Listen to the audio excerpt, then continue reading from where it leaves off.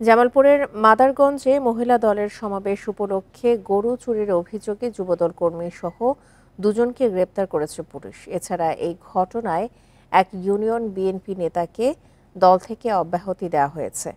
গ্রেপ্তার দুজন হলেন আদারভিটা ইউনিয়ন যুবদলের কর্মী সুমন মণ্ডল ও মাংস ব্যবসায়ী ফজলুল প্রামাণিক।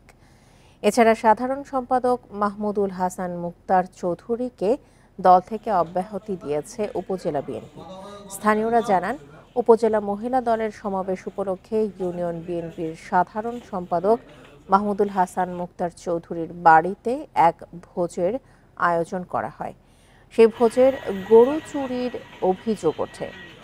এই ঘটনায় গরুর মালিকের পক্ষ থেকে মামলা দায়েরের পর অভিযান চালিয়ে দুজনকে গ্রেপ্তার করা হয়। বাকিদের গ্রেপ্তারে অভিযান চলছে বলে জানিয়েছে পুলিশ।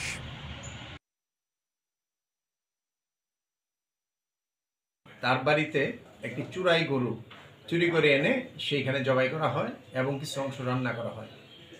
এই গরুটি যার গরু তিনি বাদী যিনি তাকে গিয়ে শনাক্ত করেন। পরবর্তীতে আমাদেরকে জানালে আমরা তাৎক্ষণিকভাবে ওইখানে টিম পাঠাই এবং ঘটনার সাথে জড়িত দুজন ব্যক্তিকে আমরা হাতে নাতে আটক করি।